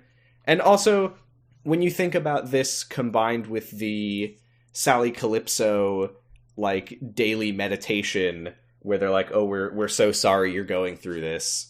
It really like puts that in a new light that it's like this is sort of it's like a message from the Senate that they're like, "I'm sorry we have to do this to you, but you're all going to get through this." And it also kind of feels in retrospect like when they all sing their song and they all cry, like it feels like it's like hopeful but also kind of hopeless. Like they all know that they're not getting out of that's this the thing motorway. that really like that's the really sad part about this is that it's very clear. Like that's when the doctor says you're all going in a circle, and Valerie kitty wife, the wife of the kitty, she's not a kitty, is like, stop it with that. Like they all know they're never getting out. It's very sad. It's very and I mean even like they. I mean, I imagine that there's like families on here who are like, yeah, you know, I'm like grandpa in the van, like I'm not gonna get to the destination, but maybe my grandkids will. It would be very funny if at the very end the doctor looks and he says, "It's not about the destination." He winks at the camera. "It's about the journey," and everyone just starts pelting him with boo, fuck you. We go back to and the face of Bo is like, "Please, doctor, you have to think of some way to save them." So we go back to Milo, Sheen, and Martha. They've got 2 minutes of air left. Martha is like, "Oh, I'm sure he'll think of something." Is this around the part where they compare the doctor to Jesus? She says, I believe her exact line is something like, "You have your faith in," and it's like, "You have your faith in prayer, and I have the doctor," which is just a fucking busted thing to say, and also a very good like summary of the show's worldview. You have your religion, and I've got the real time. Who, by the way, we learned last episode that we watched that he was there for the resurrection, and he knows what really happened. Wink, wink. Like, come on. Yeah. So this is the part where, Sheen is like, "Oh, are you two like a couple?" Martha's like, "No, like I don't really know how he feels about me. I think he just like doesn't want to be alone." Martha realizes like, "Oh my god, I didn't even tell my family I was going," because it's like, "Oh, it's time travel. I'll be right back," from their perspective. But if I die here, then it'll mean that 5 billion years ago I left and never came back. And my parents will never know what happened to me. My mom still hasn't gotten over what happened to my cousin when she got Bluetoothed. So I have to come back. We can't deal with another loss. And then Milo's like, "So who is this doctor anyway?" And Martha's like, I don't know. I don't know anything about him. Like, I've seen him do some amazing stuff, but like when I try to figure out like who he is, he just doesn't tell me anything. He dodges the question just like Milo's about to dodge a bunch of cool crab claws. Yay. But yeah, she's like, "I don't know who he is, but I know that he's amazing. We need to believe in him. We gotta turn the engine back on so we can breathe, and let's just start driving again."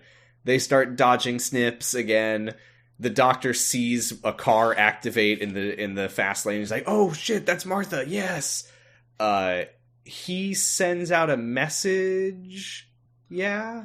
I don't understand how he fixed this problem, and I wish they had done something where like the doctor... I'm gonna be. This is our new segment, script doctor.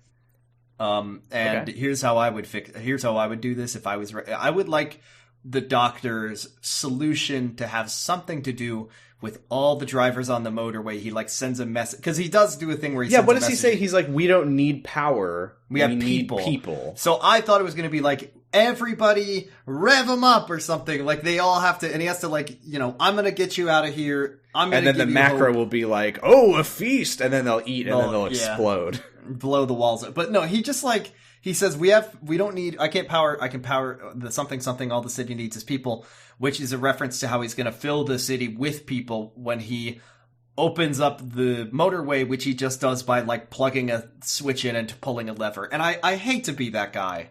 I really do. I genuinely don't love to be that guy, but I will be the guy. Why didn't they just do this before? They had 24 years to figure out that they could plug two things I'm reading the together and flip Wikipedia switch. summary. I'm reading the Wikipedia summary. The face of Bo wired himself to the system to keep the motorway operational, but could not unseal it himself. The doctor works with Haim to unseal the motorway. The face of Bo gives the last of his energy to the system, allowing the sealing of the motorway to open and freeing the motorists. Come on, Haim. You gotta apply yourself. You had 24 years to figure this out. So yeah, I guess the issue is that he could keep it powered, but that was all he could do, was he could just supply power. He couldn't interface with it in any way, I guess is the issue. Yeah, I don't know. All he could do is just pump energy into it. The doctor, though, is able to interface with the system and open up the ceiling. I think what it should have been is, like, he tells them all they gotta drive up and they gotta rev their engines against the wall, and by the power of their horsepower, all push the big door open or something. Just something to get something. Like, it needs to be something where, because he said, and I like it, that, the value is with the people in the motorway. That's the doctor... Life is something that he values more than anything else, and I just don't like that he solved the problem by flipping a switch that they probably could have flipped 24 years ago and made this not happen, but Haim was being lazy. Well. When he flips the switch, it doesn't work at first, and he's like, oh no! And then it works. Yeah. Yeah. Sometimes they really phone in the solution part Haim's of the like, problem. I tried flipping the switch, it didn't work. And he's like, well, did you try flipping it again? And she's like, what? Damn, it's literally, have you tried turning it off and on again? And yeah, it fucking works. This is the thing. The reason that they were in the Undercity on the motorway all these years is that they were just waiting for someone to come around with a sonic screwdriver that can do something vague that solves the problem. It's a good thing that no one else has a sonic screwdriver. They would never need the doctor there. So, do you think the doctor has he has a monopoly on them for that reason, so he can be valuable to the universe? I feel like I remember there being a thing about like the sonic screwdriver factory exploded or something. I feel like there was something along that line. So maybe the doctor did some he did some sabotage. So he's the only one with a sonic screwdriver. Because if there was other people had why are we doing this?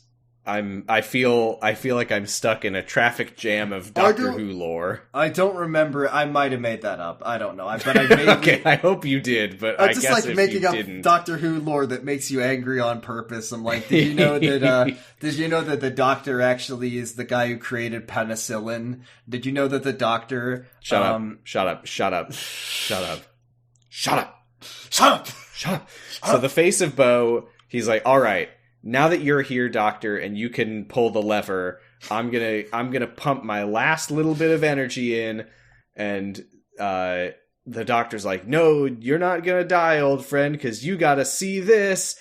And then he pulls the lever, the ceiling opens up, everyone is like, oh, the sun! And they're like, oh my god, they're all like laughing and crying. Bran and Valerie like put their little basket of kittens into the sunlight. I can't with them. And then we see like kitty cats love a sunbeam. We see the Carcinis, who were named that because Cassini. Sorry, Carcinis. Carcini is the best Columbo villain of all time. That's why it was on my brain. The Cassinis do like a live slug reaction moment. No, they don't kiss. They just hold hands. They couldn't show kiss on TV. Yeah, they're married though. So the Doctor, he's like calling all the cars from the thing, and he like hijacks the Sally Calypso thing. He's like, everyone drive up right now. like you can't see above you just yet. The exhaust is still there, but just drive up. It'll be clear. If everyone drives up, then everyone gets out. The Macras have grabbed Milo's car, but then he just drives. So yeah, he just problem goes solved. It's a situation where you can get out of danger by going up. I don't remember what actually happened, but I wrote in my notes, everyone celebrates and declares the Doctor officially epic. Pretty much that. They, they're happy to be up. I did notice that one of the last shots of the episode we get is people driving around the big city, and I'm like, guys, park your fucking car. Well, they're gonna pick apartments that they can live in and park and get out. Like, all right, only a couple more hours till we can finally get out of the car. Hey, look, if you've been in a car for 23 years, at that point you're like, oh my god, we're out. Like, it'll only be a few more days until we get there. All right. So the Doctor, he's on the radio. He's like, the city of New York is theirs. And Bran, I want my coat back. And Bran, bring a broom to sweep up all the skeletons. Oh my god, though, this is so fucking funny. So first Milo tells, the Doctor tells Milo, come to the Senate with Martha. Haim is like, Doctor, and gets his attention, and he looks over to see the face of Bo's tank is like cracking open. And then Martha runs into the Senate and sees a decades-old skeleton on the ground and goes, Doctor? How long have I been down here? Martha, come on. Martha. Come on, Martha. He's not even wearing his iconic tennis shoes. You just see a skeleton with 3D glasses on it. He didn't have those this week, thankfully. Yeah. What's up with that? So the Doctor's like, no, I'm not that ancient skeleton, Martha. She walks into a museum with a mummy in it. Doctor, no. No. No, sorry, that's a James Bond movie, my bad. The face of Bo is out of his tank. He's like on the floor. The Doctor's like kneeling with him. Haim says that he's dying, but the face of Bo is like, oh, it's nice to breathe air again. It's got a bunch of old rotting corpse air with the stink of car. But hey, it's got this faint whiff of bliss that has a virus in it.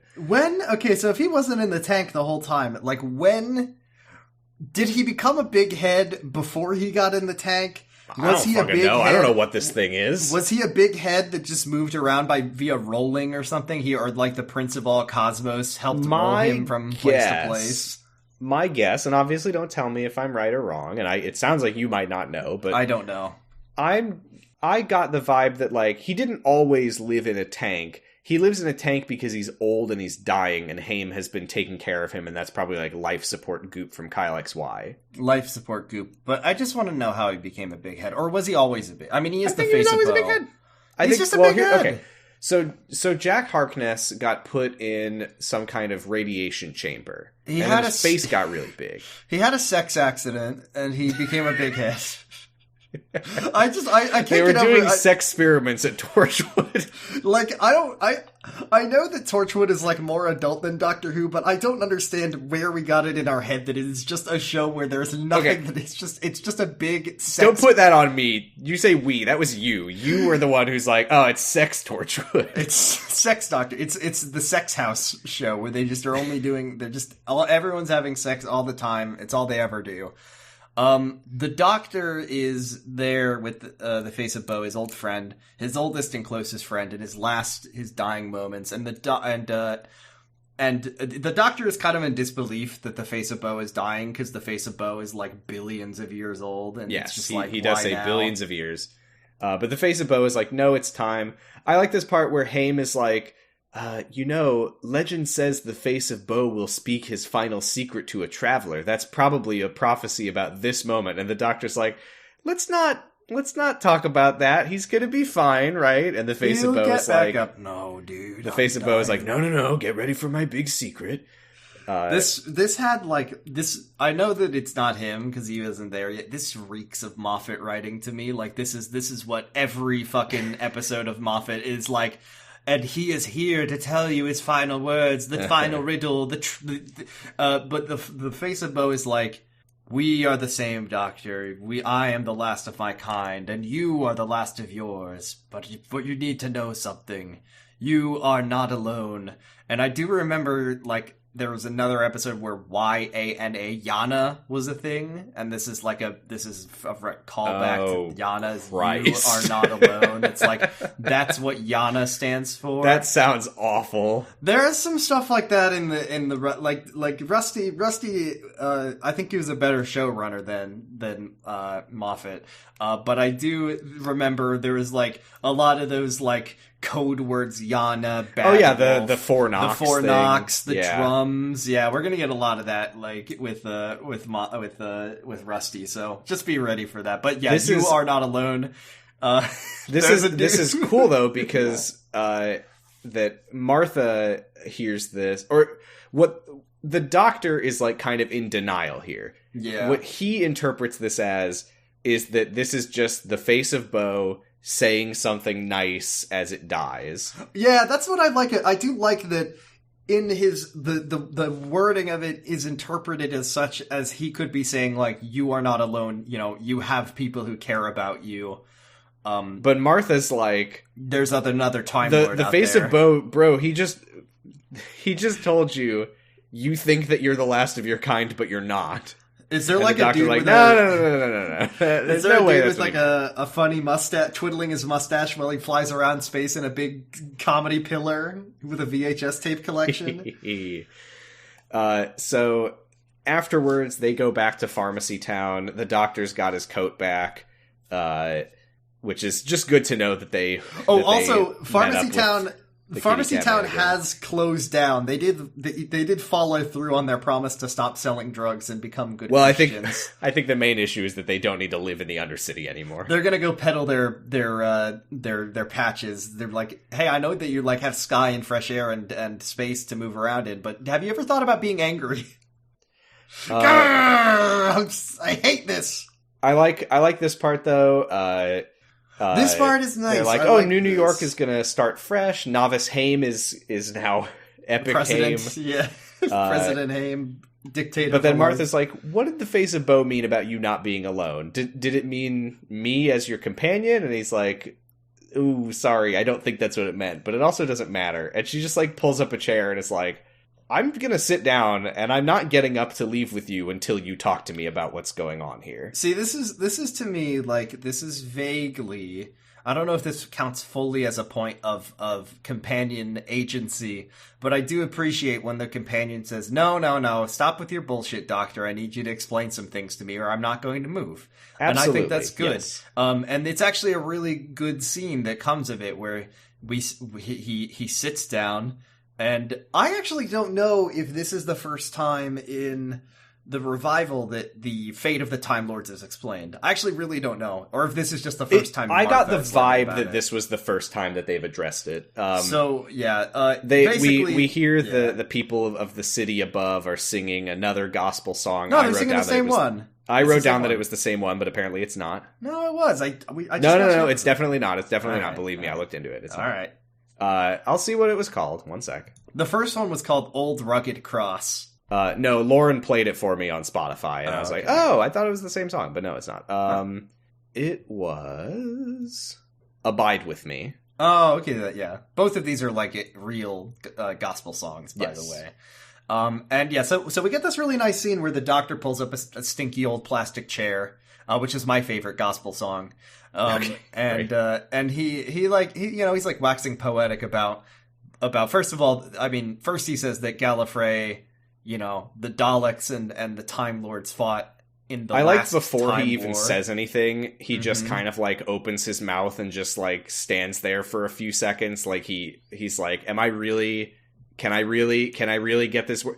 Because it's kind of like it's he's very sort of in painful for denial, him. seemingly. Like Yeah. he doesn't want to say it out loud because he doesn't want to acknowledge that it's true. This is something I think Moffat did a pretty good, Rusty Davies did a good job with, of like, when the Doctor gets into his feelings about the horrors that he has witnessed, I think it's always a good moment. And I like this moment a lot about like, he goes on these adventures and he does all this stupid, silly stuff because deep down he's by himself and he's very sad about it. And I kind of like that, but I also don't like when he's like a big edgelord about it. So I think that they've straddled the line finally where the like dark, lonely side of the Doctor comes out every once in a while, and it's good when it happens. And and he says also, like, everything I said to you before about Gallifrey is true. Like the beautiful orange sky, the trees, the dome over the Citadel, like it's all true.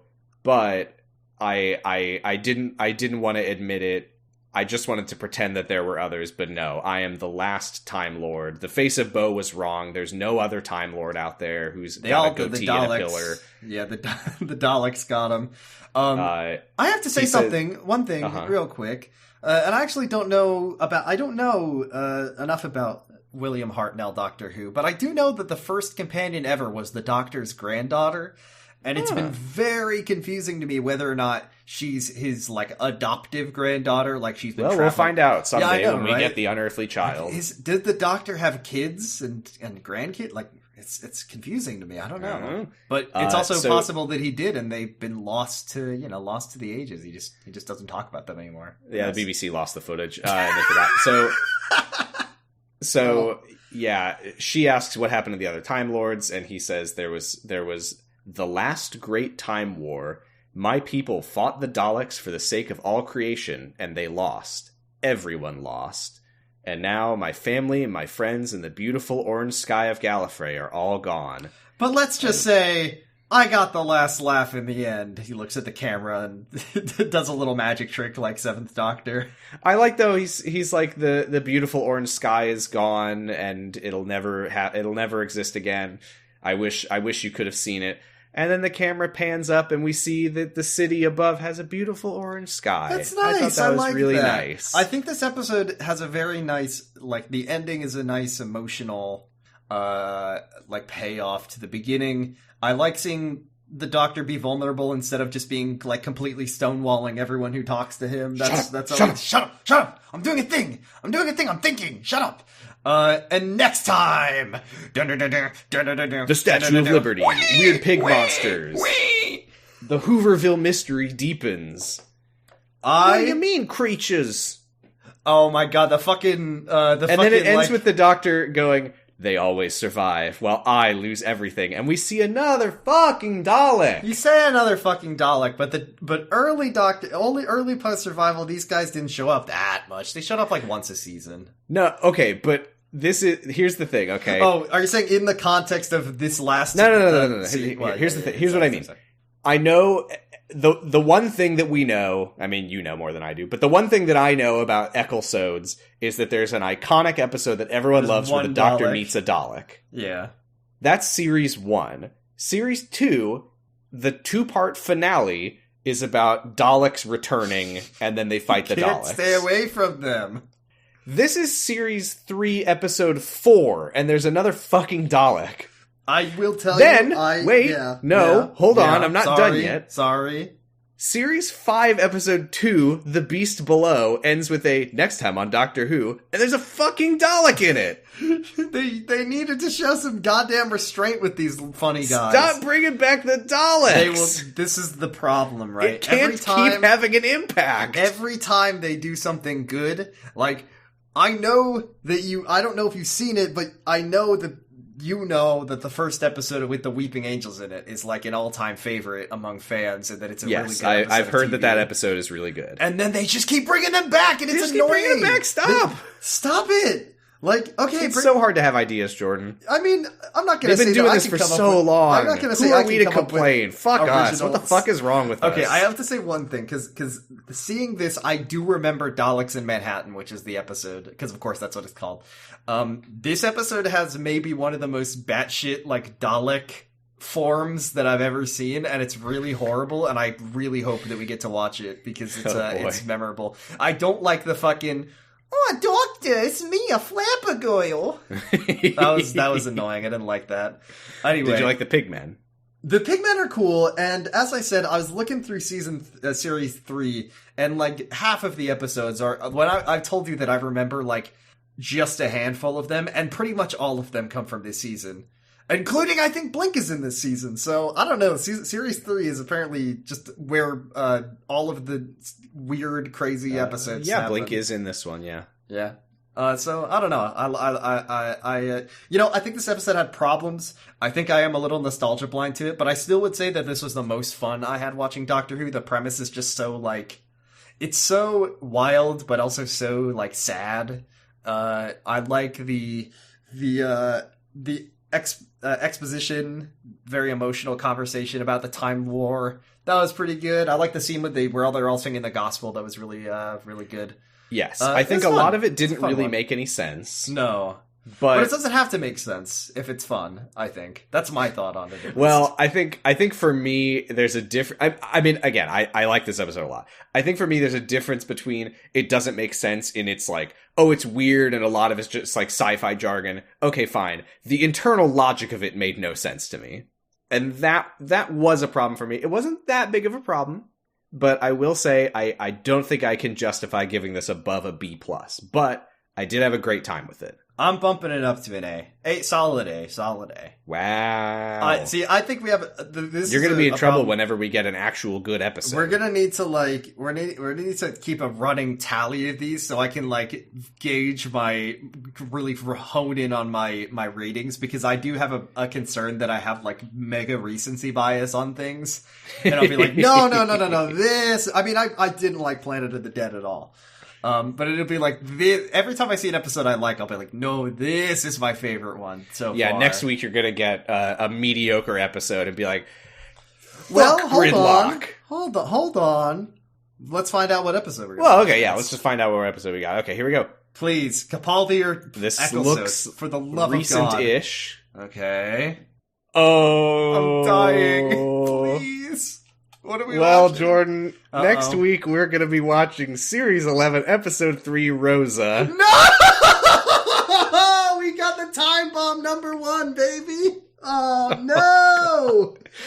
That's early! Come on! What is this, 7 episodes in and we hit a time bomb? Oh my god. God damn. I can't believe No! this. I think it'll be our 9th episode if I remember correctly. This is never before have I experienced the hand of the monkey's paw curling up so it's such a real, tangible way. That sucks. Well, I've got good news though. Yeah? We got Graham, Yaz, and Ryan. Graham, Yaz, and Ryan are in Capaldi? Wait, this is Whittaker. I thought Capaldi would... No, I think Capaldi has one of the other time bombs. Fuck. Well, at least... Wait, Graham, Ryan, and Yaz. No Dan the Man. Dan the Man is not going to participate in... I think, if I'm not mistaken, I think this is going to be the first time that we encounter a group of companions for a second time. The same, like, configuration of companions. I think you're right. I think every single episode we've had different companions, which is pretty... Not counting, like, we've had Amy Pond. We did have Amy Pond twice. But because we had Amy, but then we had Amy and Rory. Yeah. Yeah. Wow. Well, first time bomb, huh? Great. I'm not looking forward to this one. I'll tell you that. Well, I need to see how the doctor... Get it out of the way. Rip the Band-Aid off. Let's just get this over with already. Let's record it now. I haven't even seen it yet. We'll just make up the plot. Next episode's going to be the pro-life one. And then the one after that is going to be James Corden. And then the next one's also going to be... I feel like I added another time bomb, but I don't remember what it was, so whatever. It's the one that Lauren was talking about. Yeah. The worst episode.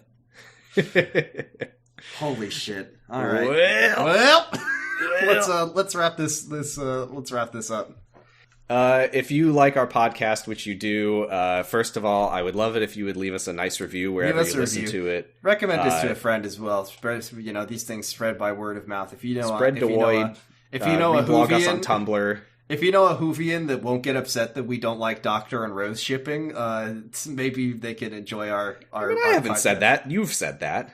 I say it, and I hold very firm to it being bad. I've seen one episode with Rose in it since we started doing this podcast, so You've seen one episode with Rose and the Doctor. Would you like them to kiss right now? Not based on that episode, no. Yeah. Well, we just know that she's about to die. Right. It's not a good time. It's not a good time. She's got a lot going on. She's got a lot on her mind. She's busy.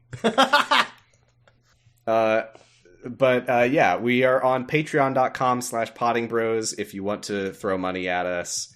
$1 a month gets you a mildly special Discord role marking you as lightly coated in slime, and you get access to all of our bonus content, which we got a lot of bonus content. We got Secret Life bonus content, Kyle XY bonus content, but most importantly, we're watching classic Doctor Who. I have seen an episode with the Fourth Doctor in it now. How did you Well, I heard that the episode you watched, he was taking a nap for most of it. He was in a self-induced coma for most of it, but he was there and his scarf was on. Well, you got to see the scarf and his hat, probably. $5 gets you a pretty special Discord role marking you as entirely covered in slime, and you can send us a message that we'll read in one of our funny voices, and you get a shout out on the podcast. $10 gets you all that, plus an incredibly special Discord role marking you as a companion of the show made of slime, which lets you listen to the podcast live while we record it on Friday evenings, for the record, right now, unless something changes. So thank you to our $10 and $5 subscribers: Cassidy, Destry Hawk, H. Cabe, Colin Pageant, Arnold, Dan, Big Challenger, Silva, JCH, Roy, Stephanie B, Stephanie Karen, and Tasty Sea Sponge. Thank you all very much. And Jordan. Yep. We don't have a message this week. No. Fun. Oh, man. Oh, well. Doctor. Is that our first Droopy Molman Ricky voice on the podcast? Yeah, I think I kind of forgot about it for a little bit. We're also kindly hosted on the Noisepace.xyz podcast network with other podcasts that we love and listen to and enjoy, such as Podcasting is Forbidden in the Cloud Recesses, Island Shuffle, Wow, Cool Robot, Gay Friends Chainsaw Dog Sanctuary. Oh, there's a Chainsaw Man podcast now. I think I've shouted it out 3 times on this podcast before. So every week I say, "Oh, there's a Chainsaw Man podcast," and it's true every time. That's a very funny name, by the way. I like it. Oh, thank you. It's a good name, Sam. Yeah, I said it. Yeah, I was the one who said it just now. If he said it, then he came up with it. We're on Twitter at Potting Bros, co-host at Dr. Huh. I'm on co-host at Pawsy Stress. Oh, we're also on Tumblr at Dr. Huh. drhun.tumblr.com, and you can find me on Tumblr at Punished Breakfast, because breakfast was taken. And follow me, and I've learned recently about the porn bot epidemic that Tumblr has, and every time I get a new follower, I go, "Ooh, somebody liked my post." And then I see that it's like, "Ooh, they liked it so much they're jacking off." Yeah, it's like Porn Lady 99, and I'm like, geez. Oh, man. R.I.P. Anyways, follow us on Dr. Hunt at tumblr.com. Yeah, do it, please. Please. And give us Unless you don't have a Tumblr, then don't do it. Don't follow us on co-host. Yeah, I already said that. Yeah. Yeah. Yep. All right. Yep. Okay. Well, I don't want to do it. I don't want to do it. It was a very sacred episode. There was a prayer, gospel, faith, a face of, maybe, in honor of the passing of our dear friend, the face of Bo. You could lead us and our listeners in a little prayer. May your face bow like a river. May your face smell sweet as a bow. May your nights be calm and still as are the face of Bo. May you be as lucky as a face in a game of BoJack Horseman. In a game of, and may you always have a Jack Harkness up your sleeve. And may the Doctor kneel next to your giant face and kiss you on your unmoving lips. We did forget to say the Doctor gave him an open mouth kiss, which I thought was very inappropriate to do to your dead friend. He doesn't move his mouth. How was it going to be anything else? Bye, everybody. Okay, bye. Just moving on. Just ending it. Bye. Goodbye. Bye. Bo.